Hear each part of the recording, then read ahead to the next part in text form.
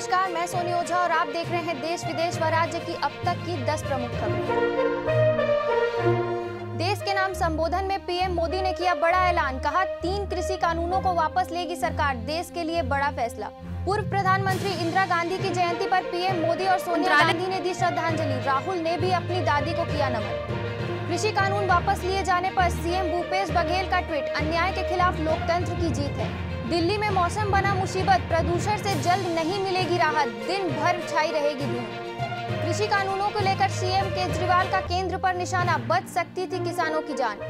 इमरान के मंत्री फवाद चौधरी का बड़ा बयान, पाकिस्तान को भारत या अमेरिका से नहीं बल्कि खुद से है सबसे बड़ा खतरा।